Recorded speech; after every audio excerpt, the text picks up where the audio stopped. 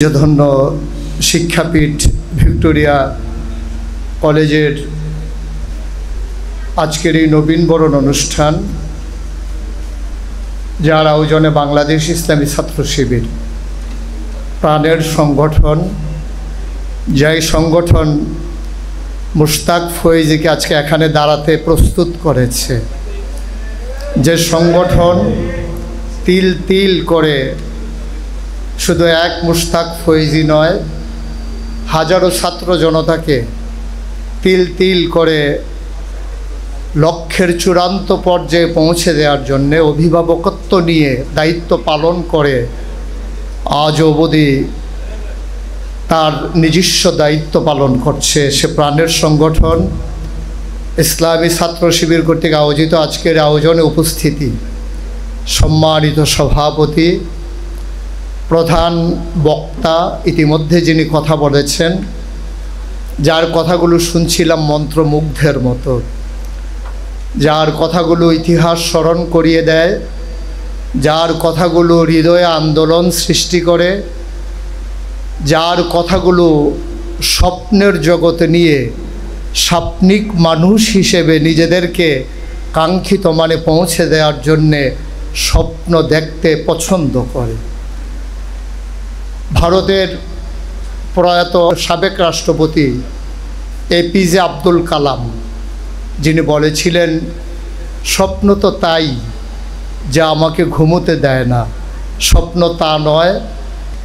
যারা বাংলাদেশকে মাথা উঁচু করে দাঁড় করানোর জন্যে নিজেদের লালিত স্বপ্নকে শানিত করার পাশাপাশি যারা অন্যায়ের বিরুদ্ধে টান টান করে বুক পেতে দিয়ে জালেমের বুলেট নিতে সাহসিকতার সাথে তারা দৃষ্টান্ত নজির স্থাপন করে।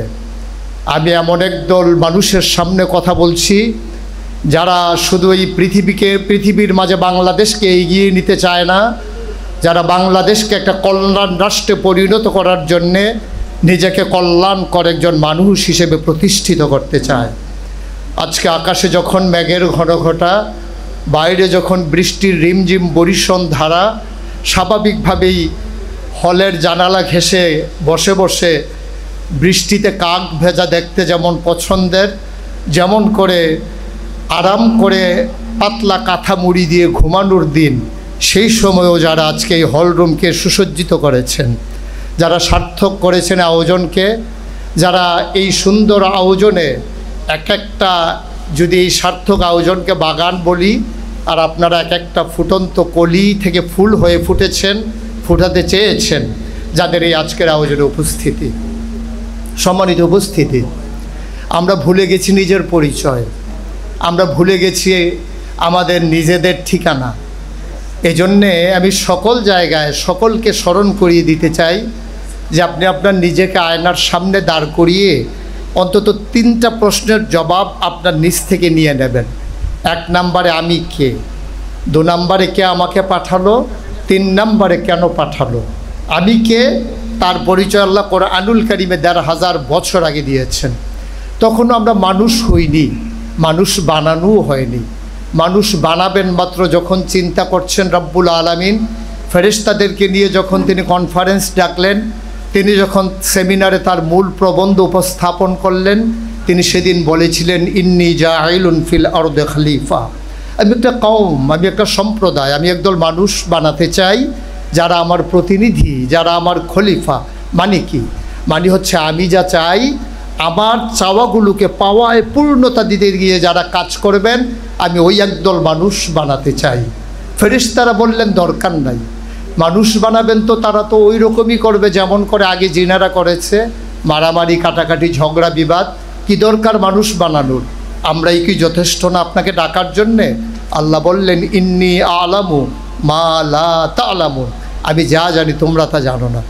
আজকে নিশ্চয়ই আল্লাহ তাবারক ওয়া তাআলা এই বৃষ্টিস্নাত দিনে আজকে ইশারা করে ফেরেশতাদেরকে দেখাচ্ছেন, ওই হল রুমের দিকে তাকিয়ে দেখো, যে মানুষ বানাতে না করেছিলে তারা ফিতনা ফাসাদ সৃষ্টি করবে বলে, আজকে হল রুমে তাকিয়ে দেখো একদল মর্দে মুজাহিদ মানুষ যারা এখনও চেতনালব্ধ, যারা এখনও তারা আগাতে চায় নিজের চেতনাকে শানিত করার জন্যে, এখনও যাদের খেলার বয়স দূর হয়ে যায়নি, এখনও যারা ভাবতে শেখার সময় হয়নি, এখনও যারা নিজেকে বিলিয়ে দেওয়ার সময় হয়নি, তাকিয়ে দেখো সেই নবীনেরা আজকে দীপ্ত শপথ গ্রহণ করছে কেমন করে পৃথিবীকে সুন্দর করে সাজানো যায়। ফেরেশতারা লজ্জায় অবনত হয়ে যান। ফেরেশতারা তখন লজ্জায় যখন অবনত হয়ে যান, তখন আল্লাহ তাবারক ওয়া তাআলা আমাদেরকে লক্ষ্য করে আমাদেরকে দেখিয়ে বলেন, আমি এমন মানুষই বানাতে চেয়েছিলাম যারা আজকে সকল খেলাধুলা, টিভির রং তামাশা আর মোবাইলের স্ক্রিন থেকে নিজেকে সরিয়ে এনে দ্বীনের পথে চলতে চায়, দ্বীনের পথে নিজেকে সাজাতে চায়, রাঙিয়ে তুলতে চায়, দ্বীনের আলোয় আলোকিত করে গোটা বিশ্বকে। আল্লাহ তাবারক ওয়া তাআলা এজন্যই আমাদেরকে বানিয়েছিলেন। তাইলে আমি কে? আমি হচ্ছে আশরাফুল মাখলুকাত, আমি সৃষ্টির সেরা। ফেরেশতাদের বাধা সত্ত্বেও যিনি আমাদেরকে তৈরি করেছিলেন উসওয়াতুন হাসানা, আইডল, আইকন, মানুষের মডেল হিসাবে। কিন্তু বড়ই পরিতাপের বিষয়, একবিংশ শতাব্দীর সূচনা লগ্নে গোটা বিশ্ব যখন কম্পিউটারাইজড, গোটা বিশ্বকে যখন বলা হচ্ছে গ্লোবাল ভিলেজ, আজকে কুমিল্লা প্রান্তে থেকে হ্যালো বললে যখন আমেরিকাতে শোনা যায়, শুধু দেখা যায় না, শোনা যায় না, দেখাও যায়। সেই জমানায় এসেও আমরা দেখি কোনো কৃষক তার গরুকে পিটিয়ে মারে না, আমরা দেখি কোনো ছোট্ট ছেলে তার শখের কুকুরটাকে পিটিয়ে মারে না। কিন্তু আমরা দেখি এই একবিংশ শতাব্দীর সূচনা লগ্নে ওরা বিশ্বকে যখন বলা হচ্ছে চরম উন্নতির চরম শিখরে আরোহণ করেছে, আমরা দেখেছি খোঁজ রাজধানীতে রাজপথে আমার মানুষ মানুষকে পিটিয়ে হত্যা করেছে। আমরা দেখেছি আমরা যখন সভ্যতার ধারক বাহক সেজেছি, তখন আমরা পশুত্বের সর্বনিম্ন পর্যায়ে আমরা অবস্থান করছি।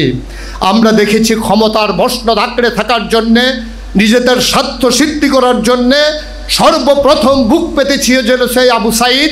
তার বুকে বুলেট বিদ্ধ করার পরে পরে ধাপে ধাপে 10 শত হাজার পরিপূর্ণ করে লাশে লাশে আবার বাংলাদেশকে ভরিয়ে দেওয়া হলো। আমার হাসপাতালগুলোকে আজকে এই অসুস্থ মানুষের দ্বারা ভরপুর করে দেওয়া হলো। আবার মায়ের আহাজারি, আমার ভাইয়ের আহাজারি, আজকে আকাশ বাতাস ভারী হতে শুরু করলো। আমার বোন তার সকল কিছু ফেলে রেখে, তার ঘরের আঙ্গিনাকে ফেলে রেখে রাজপথে নামতে বাধ্য হলো। আর যারা এর মাঝে অগ্রণী ভূমিকা পালন করলো তাদের নাম শিবির, যা শুধু একটি সংগঠন নয়, যা একটি প্রতিষ্ঠান, যা মানুষ গড়ার কারিগরে পরিণত হয়েছে ইতিমধ্যে। যে শিবির হাজারো মানুষ তৈরি করেছে, যে শিবির আজকে মানুষকে পথ চলার পাথর হিসেবে মানুষের সামনে নিজেদেরকে ওইভাবে উপস্থাপন করতে চেষ্টা করেছে। এজন্যে অনেক আগে ভারতে যখন মোহামেডান স্পোর্টিং ক্লাব লীগ শিরোপা অর্জন করেছিল, তখন কবি নজরুল একটি কবিতা রচনা করেছিলেন। আমি যখন পড়ছিলাম তখন মনে হচ্ছিল সেই কবিতার লাইনগুলো বাংলাদেশ ইসলামী ছাত্র শিবিরের জন্যও যেন আজকে তিনি থাকলে লিখে দিতেন। যদি এমন করে বলি, এই বাংলার অবনত শিরে তোমরা পড়ালে তাজ, সুযোগ পাইলে শক্তিতে মোরা অজেয় দেখালে আজ। এ কি অভিনব কীর্তি রাখিলে নিরাশাবাদীর দেশে, আধার গগনে আবার ঈদের চাঁদ উঠিল যে হেসে। শিবির যেন তার রক্তের মাঝে গোলাপ গাছ লাগিয়ে গোলাপ ফুল ফুটিয়ে দেখিয়ে দিলেন কেমন করে ফুল ফুটাতে হয় আর গোড়ায় রক্ত দিতে হয়। আমি বিশ্বাস করি, আমি তাদেরকে নিয়ে স্বপ্ন দেখি, আমি তাদের মাঝে আমি আশায় বুক বাঁধি যারা আজকে আমার সামনে বসে আছে।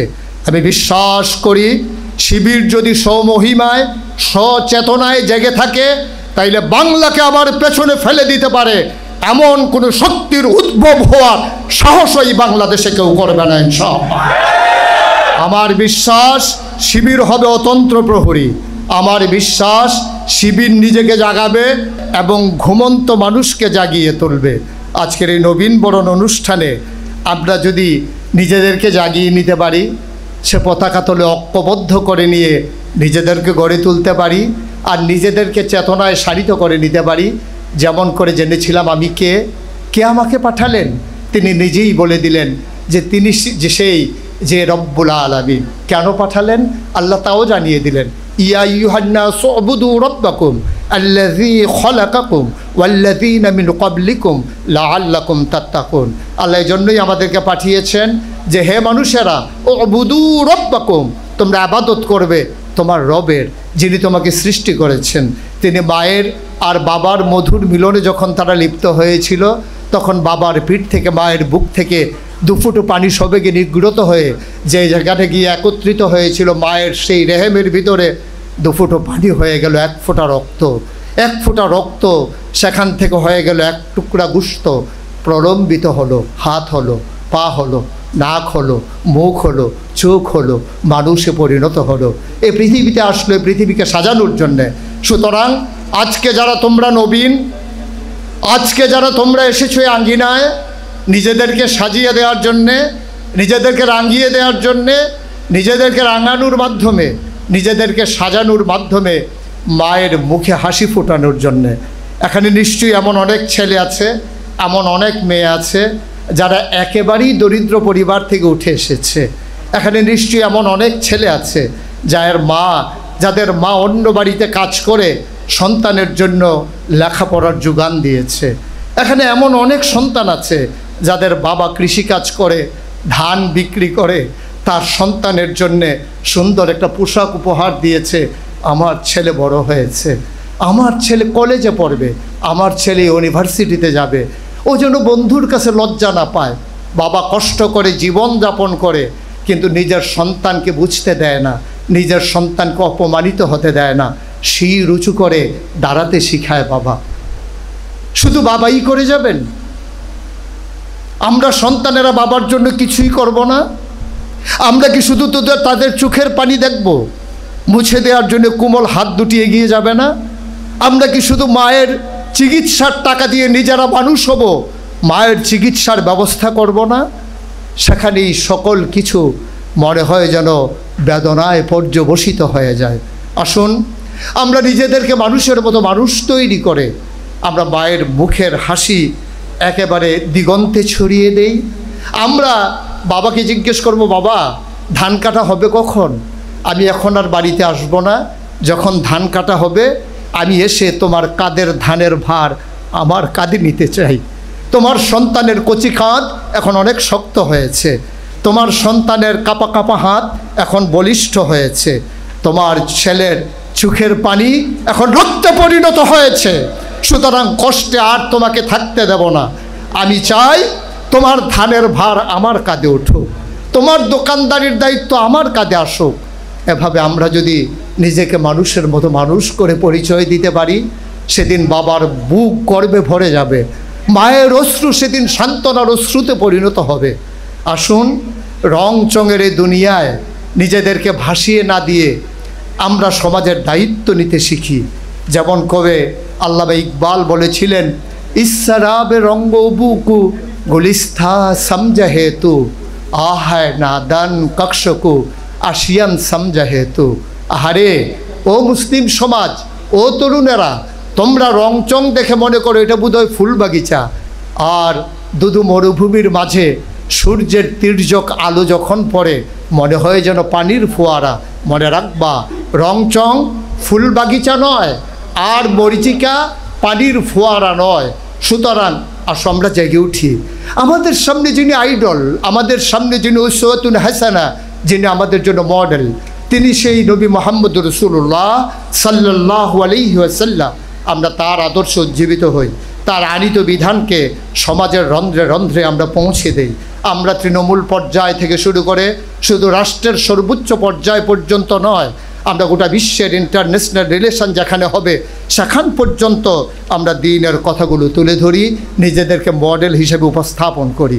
আমরা বাংলাদেশের যারা, যদিও বলি শতকরা 90 জন মুসলমান, এই মুসলমানেরা সবাই হচ্ছে আমরা এই আনুষ্ঠানিকতার মুসলমান। আমরা কিন্তু প্র্যাকটিসিং মুসলিমে পরিণত হতে পারিনি। আমরা কথা দিয়ে মানুষকে মুসলিম বানাতে চাই, অথচ মুসলিম কথা দিয়ে নয়, মুসলিম হবে আরেক মুসলিমকে দেখে। আমরা নিজেদেরকে ওইভাবে উপস্থাপন করি, আমার যিনি ছাত্রী বোন হবেন সে আমার কাছে হবে নিরাপদ। কারণ আমি যদি আমার বোনকে টিটকারি মারি, আমি যদি মস্কারা করি ইউনিভার্সিটির গেইটে দাঁড়িয়ে দাঁড়িয়ে, তাহলে আমার বোনের নিরাপত্তা বিধান করবে কে? কাশ্মীরের ঝিলাম নদীর পানিও রক্তে রঞ্জিত হবে আমার বোনের রক্তে। আজকে সে আরাকানের মুসলমানের রক্তে নাফ নদীর পানি রক্তে রঞ্জিত হবে। আজকে ধর্ষিত হবে আমার বোন সিরিয়ায়, আমার বোন আফগানিস্তানে, ফিলিস্তিনে। আর আমার এই বাংলাদেশেও যদি আমার বোন আমার দ্বারা নির্যাতিত হয়, তাহলে তারা আশ্রয় পাবে কোথায়? আসুন আমরা আশ্রয়স্থল হই। যেমন করে বাংলাদেশের ঐতিহাসিক সেই মহা সমাবেশের দিনে একজন নারী লক্ষ মানুষের মাঝ দিয়ে হেঁটে গেছেন, নিরাপত্তার অভাব বোধ করেননি। আমরা সেদিন প্র্যাকটিসিং মুসলিমের সেই পরিচয় তুলে ধরেছিলাম। সে মেয়ে লিখতে বাধ্য হয়েছিল, এর নাম যদি হয় জামাত ইসলামী, এর নাম যদি হয় ইসলামী ছাত্র শিবির, তাহলে সবার চাইতে শিবিরই ভালো, তাহলে সবার চাইতে জামাতই ভালো। আমরা সেই জামাত চাই, সেই শিবির চাই। কথায় না বড় হয়ে আমরা কাজে বড় হতে চাই। আমরা প্রমাণ করে দিতে চাই মাঝ রাতেও আমাদের একটা শিবিরের ছেলের কাছে একটা যুবতী মেয়ে বড়ই নিরাপদ। সে কখনো ধর্ষণের ভয় রাখে না, অপদস্থ হওয়ার ভয় রাখে না। আমরা প্রমাণ করে দিতে চাই মিছিলের মাঝ দিয়ে হেঁটে যাবে আমার মেয়ে, সে কখনো নিরাপত্তার অভাব বোধ করবে না। আজকে স্বাগত জানাই কুমিল্লা ভিক্টোরিয়া কলেজে যারা নতুন হিসেবে পদার্পণ করেছেন। যেমন করে কবি নজরুল বলেছিলেন, তোরা সব জয়ধ্বনি কর, তোরা সব জয়ধ্বনি কর, ওই নতুনের কেতন উলে কাল বৈশাখীর ঝড়, তোরা সব জয়ধ্বনি কর। আসলো এবার অনাগত প্রলয় নেশারে নিত্য পাগল, সিন্ধু পাড়ের সিংহধারে ধমক হেনে ভাঙল আগল। মৃত্যু গহন অন্ধকূপে মহাকালের চণ্ডরূপে ধূপ্রধূপে বজ্র শিখার মশাল জেলে আছে ভয়ঙ্কর। তোরা সব জয়ধ্বনি কর, তোরা সব জয়ধ্বনি কর। পৃথিবীকে প্রেজেন্ট করো, পৃথিবীর কাছে বাংলাদেশকে প্রেজেন্ট করো। শিবিরের ছায়া তলে ঐক্যবদ্ধ হও, পতাকা তলে জাগিয়ে দিয়ে চারিদিকে জানিয়ে দাও, আমরা ছিলাম, আমরা আছি, আমরাই থাকবো ইনশাআল্লাহ।